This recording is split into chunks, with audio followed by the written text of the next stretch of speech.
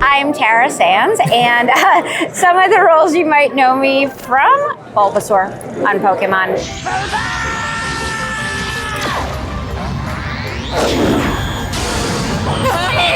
Mokuba Kaiba, Yu-Gi-Oh! My brother's innocent! Mokuba! Our stepfather was a big jerk, but don't blame Seto for that! Bisky and Hunter x Hunter. Idiot. What I'm saying is that I'm stronger than you. I always let people get a hit in, like a tribute, because once I turn back, I have a hard time restraining myself. So I end up killing my opponents. I'm too buff and I hate it. So do you agree or don't you? Jujutsu Kaisen, I voice Utahime and Momo and Baby Panda. Well, for the time being, at least our students are all safe. You think Jujutsu sorcery is just strength. That's because it is. That's only true for the men, though. You have an older brother and sister. No, I don't. Yes, but they're inside of you. It's hard to explain. Inside of me? Yes, you'll get it someday. And in the meantime, those two will always be there to lend you strength. Just other stuff. I just talk a lot, basically. That's the best part of the job, right? Well, I used to talk too much in school, so I made it a job. If I had known that was an option, I would have talked more in school. Man. Yeah, I saved a lot of time in medical school by doing that. Yeah. There you go. You have voiced a lot of voices in Pokemon, not just Bulbasaur. A lot of voices. Now, we're about to do a test. Yeah, this is my cheat sheet. Yeah. Well, no, you can't look at that now, because I'm gonna give you 30 seconds. Oh no, okay. Name as many roles as you can that you've done in Pokemon. 30 seconds? Okay. Starting now. Bulbasaur, Oddish, Clefairy, Clefable, Furret, Larvitar, Wurmple, Yamper, Applin, Appleton, Richie, Jasmine, Tori, Young Sammy Oak, the other Max, what's the Bianca? Furret? Did I say Furret? I don't know. Teddy Ursa, Mudkip. You got 4 seconds. 3, 2, 1. Perfect. I mean, that's more than I could have ever even named of Pokemon characters in general. So. Okay, that's fair. That's fair. I mean, you probably, if someone said, you probably would just name the first 150. Probably, yeah. That's probably what both of us would have done, honestly. Yeah. You've done so many roles in Pokemon. How is it that you're able to make each one so distinct from one another? In the early years, I worked in the first 8 seasons of Pokemon, and what we did back then, and it's very different now, we would base them more on the Japanese original. Mm-hmm. So we would kind of listen to that for the Pokemon themselves, I mean. Right. So my first day of work, they said, hey, can you try this little greenish blue guy? Listen to the Japanese. And in Japanese, he says, Dane, Dane.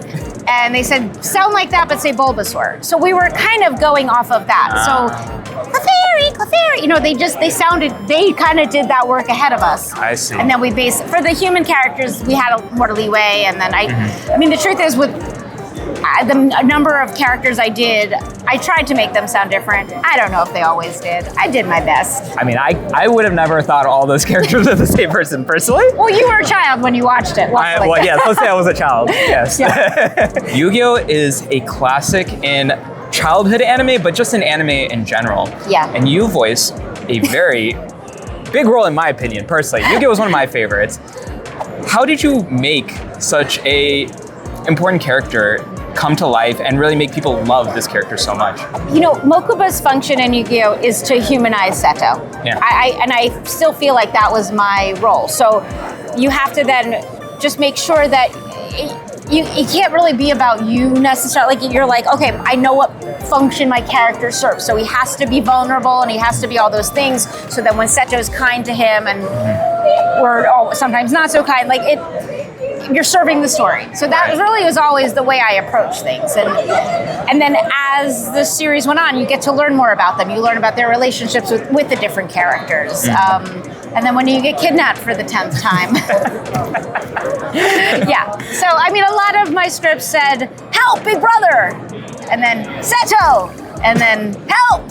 Yeah. There's a lot of that. I just have flashbacks to my childhood right there. I feel very lucky to be part of it, though. Yeah. To finish off the childhood trifecta, keep in mind, my friend here does not agree. I think... He's shaking his head behind the camera, you guys. You can't see it, but he's shaking his head. What's the disagreement? In my opinion, Digimon is part of that trifecta of childhood anime. Okay, yeah, that's fair. So you don't think Digimon... Why doesn't he think it's part of it? I'm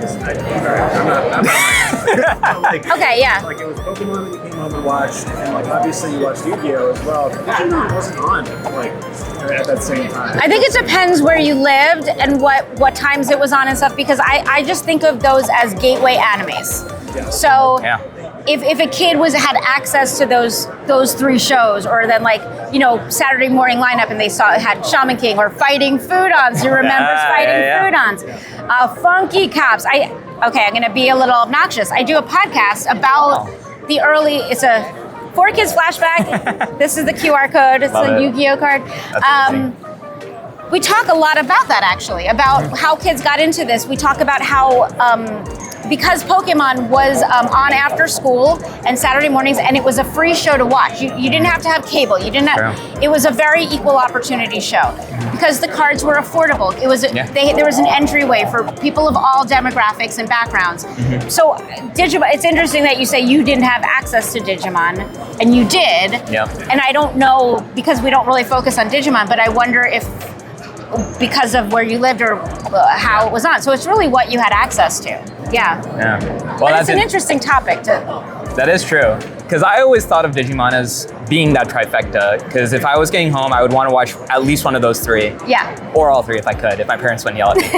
But you've actually done some of the voices for not just the older versions, but you're also now in the remake, isn't that right? I was old. So Digimon I didn't start until Digimon Adventure Tri. Yeah. Because Pokemon was recorded in New York, Digimon was recorded in LA at that time. So that's why there isn't any overlap of those original casts. I see. But then when I worked on Digimon Adventure Tri for the first time, they showed me a clip and I was like, wait, the Digimon talk? Because I assumed they were like Pokemon, and they just, So I felt like a fool. So I got to work on that, and then I worked on, I think it's called Digimon Adventure, and that's on Hulu now, and I got to play Biyomon in that. So I feel like I've covered my bases now. Yeah. You've literally done it all. Done it all. I can retire. You can retire happily knowing, and actually this leads me to my next question. Yeah. Knowing all of these important roles you've done, what impact do you hope to leave, what legacy do you hope to leave for all the people who recognize you? Oh, I can't even hope for that. Listen, I mean, I'm a very small cog in this big wheel. It's very kind that people talk to me and say, like, you were my childhood and things like that. And I know what my place is. I just feel very honored to have been part of it and to have been trusted with that material. And when people come to my table at these conventions and they want to share stories, it's really special and really sweet. And I feel lucky to be here as the face of it that they can tell that story to. Absolutely amazing. And final question. Yeah. What is your most memorable fan interaction? Oh gosh, I have so many. There's so many. I mean, I'll just go with something that happened today. There were these two brothers, and they lost their third brother, and they had his items, and it was a Bulbasaur Funko Pop, and they wanted me to write it to him in his memory, and the crazy thing is I'm lucky enough that those things happen all the time, and it's heady stuff, and it's I feel lucky. Yeah, I didn't mean to end on a downer, but it was honestly, they were happy. We shared a really special moment. So that's beautiful. Thank you so much for your time. Thank you guys. Thank you, doctors.